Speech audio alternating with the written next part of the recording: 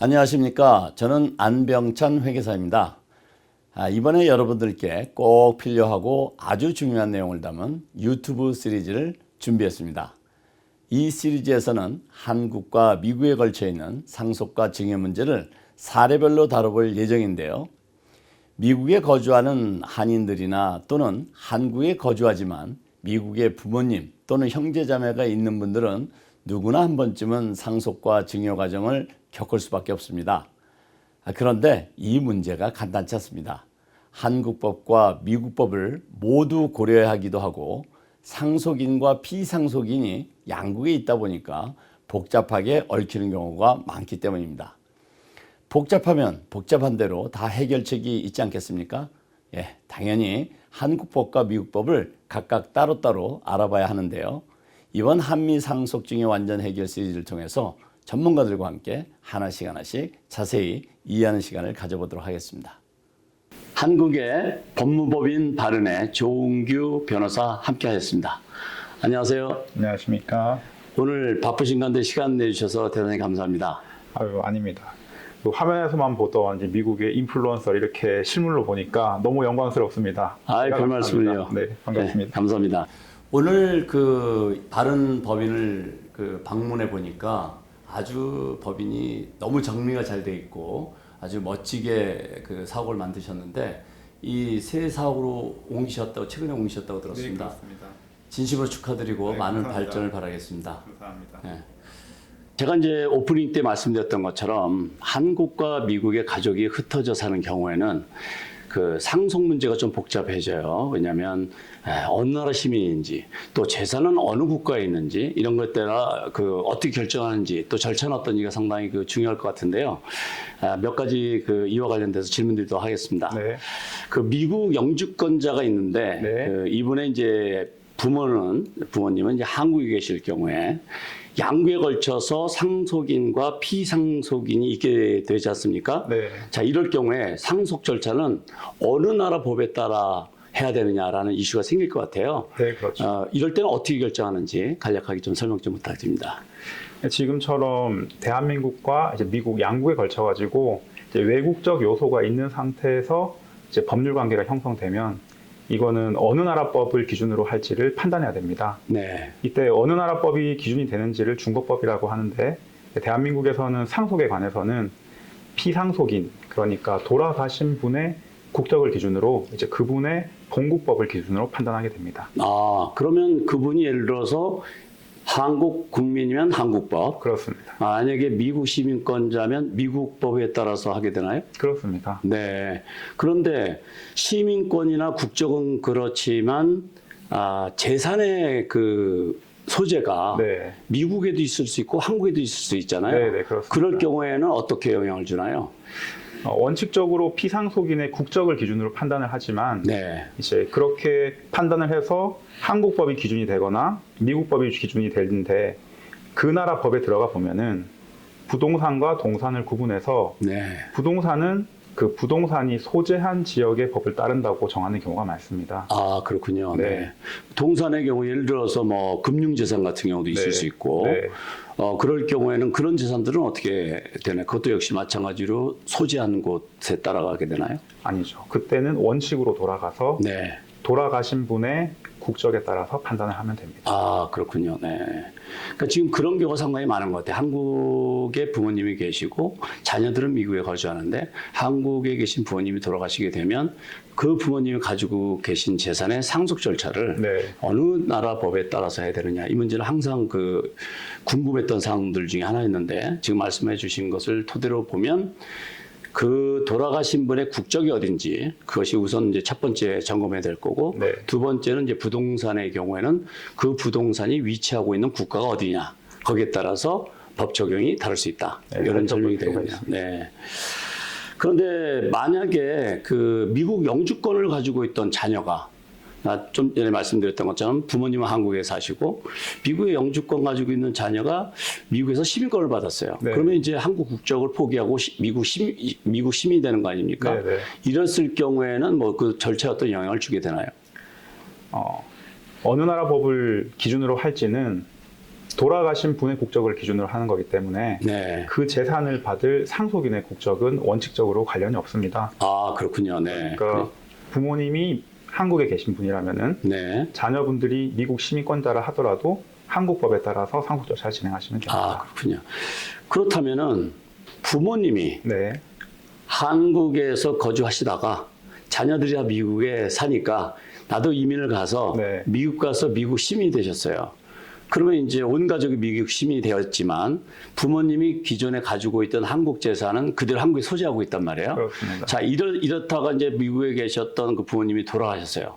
자, 이럴 때는 이 상속법 절차가 어떻게 되나요? 이 부동산은 한국법에 따라서 처리가 되나요? 이거 시스템을 한번 생각해 보셔야 되는데 네.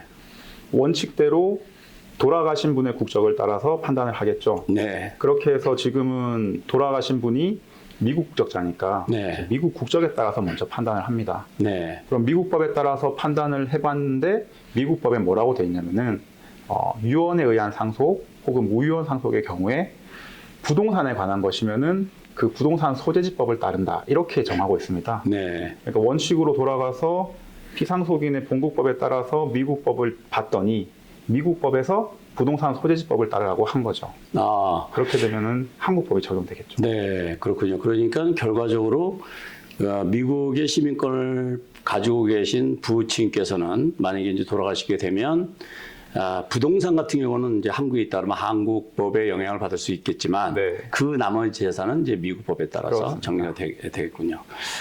그 저희가 이제 제가 실제로 경험한 케이스인데 부모님이 그 미국 영주권자이셨고 그리고 자녀들은 다 거의 미국에서 태어나서 자라서 네. 그 한국 사정을 전혀 모르는 그런 상황이었어요. 네. 그런데 갑자기 돌아가셨어요. 그러니까 이제 한국에 있었던 그 부동산을 정리해가지고 가져와야 될 거 아니에요. 어차피 네. 그 자녀들은 한국말도 잘 못하고 한국 사정을 네. 전혀 모르니까. 네. 그러다 보니까 이제 뭐 우리말로 뭐 차 띄고 못 띄고 다 띄고 나니까 남는 게 없더라 이런 네, 네. 얘기처럼 그럴 수 있습니다. 한국에서 그 재산을 그 이제 상속세 뭐 이런 세금으로 해가지고 다 내고 그 거의 뭐 반 이상을 다 뺏기고 이제 가지고 들어오는 그런 케이스가 있었는데 그게 뭐 뺏겼다는 표현이 뭐 부적절할 수도 있겠습니다만은 그 납세자 입장에서 뺏긴 느낌이 들지요. 네, 충분히 그럴 수 있죠. 예. 네. 그래서 그런 경우가 지금 부동산이었기 때문에 부동산이 한국에 소재했기 때문에 한국법에 따라서 한국의 상속세를 다 납부하고 그러고 가져오는 그런 케이스가 된 거죠. 그 세금 부분은 조금 달리 보셔야 해요. 네. 지금 말씀하신 사례 같은 경우는 이제 한국에 계시다가 미국으로 가신 분이 이제 미국 거주자시기 때문에 한국에 있는 재산에 대해서는 이제 과세 대상이 되실 겁니다. 네. 그런데 상속에 있어서도 아까 말씀드렸던 것처럼 미국법에 따르면은 부동산 소지법을 따르라고 하기 때문에 상속 절차는 한국법에 따르는 것이 원칙이긴 합니다. 네. 그러니까 한국에 있는 부동산의 상속 절차는 한국법에 따라서 하는 것을 원칙으로 하되 세금 문제는 이제 그건 또 상속법하고 또 다른 이슈니까 그렇습니다. 세법에 이제 적용이 되는 거니까 그 납세자들의 그 텍스 홈이 어디냐. 맞습니다. 그다음에 이제 그 부동산이 있는 그 부동산이 소지하고 있는 그 국가에서 발생되는 소득이 얼마나 발생되느냐에 따라서 그 해당 국가에 세금을 납부하고 나머지는 특히 한국과 미국 같은 경우는 텍스 트리티가 있으니까 네. 세금 혜택을 볼 수 있는 부분을 볼 거고 그러나 네. 상속세나 증여세는 텍스 트리티가 없어요. 아시다시피. 네, 네. 그렇지만 이제 뭐 캐피탈 게인 같은 게 발생이 된다 그러면 이제 자녀들이 처분한다든지 그랬을 때 이제 세금 문제가 발생되겠죠. 네. 지금 이제 설명한 것은 이제 아주 이제 간단한 이제 케이스라고 볼 수도 있겠는데요. 그 사망한 피상속인의 재산이 부동산만 있는 것이 아니라 금융재산이라든지 이런 것이 이제 전체적으로 이렇게 포괄적으로 다양하게 있다고 하면 조금 더 복잡할 것 같아요. 그럴수록 그런 분들은 이런 준거법의 기본을 좀 이해를 하셔가지고 사전에 상속계획을 좀 잘 세우는 것이 중요할 것 같으네요. 네, 정확하게 지적하셨습니다. 네. 이렇게 재산이 한국에 있다 하더라도 미국 법에 따라 상속 절차가 진행하기를 원하는 분들이 있을 수도 있잖아요. 그렇죠. 네. 혹시 그렇게 할 수 있는 방법이 있을까요?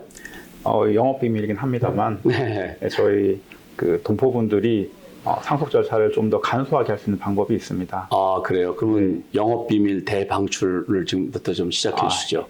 뭐 부끄럽습니다만 이거는 저의 영업 비밀이라기보다는 한국의 국제사법에 규정이 되어 있습니다. 아, 네, 네, 네. 한국 국제사법에서는 뭐라고 정하고 있냐면은 네. 우리나라에 거주하지 않으시는 제 동포분들을 위해서 이제 해외에 거주하는 분이 그 나라 법에 따라서 네. 그 나라에 거주하는 중에 유언으로 네. 그 나라 법을 따라서 상속 절차를 진행하겠다고 지정을 하면은 네. 그 거주국의 법을 따르도록 정하고 있습니다. 아, 그렇군요. 네. 그러니까 사실 우리 미국 동포들 같은 경우에는 지금 뭐 이민 역사가 그래도 상당히 길잖아요. 100년이 넘었고. 네. 그렇다 보니까 벌써 2세들 이러면은 한국말이 어눌하고 네, 네. 잘 못하는 그 2세들이 많고, 뭐 부끄럽습니다만 이제 제 아이들도 그 한국말 어려운 말들은 잘 모르거든요. 그런데 이런 법을 말할 것도 없죠. 그럴 때 이제 그걸 지정을 해서 미국 법에 따라서 하게 되면 네. 훨씬 더 수월하고 또 한국까지 막 그냥 여행까지 와서 일 처리하고 그러는 걸 좀 번거로움 피할 수 있을 것 같아요. 저처럼 한국에서 다 자라서 미국 유학 가서 이렇게 살아온 사람들도 한국에 나와서 그 사무일을 행정일을 보려고 그러면 상당히 어려움을 많이 겪어요. 네. 가장 어려운 게 용어입니다.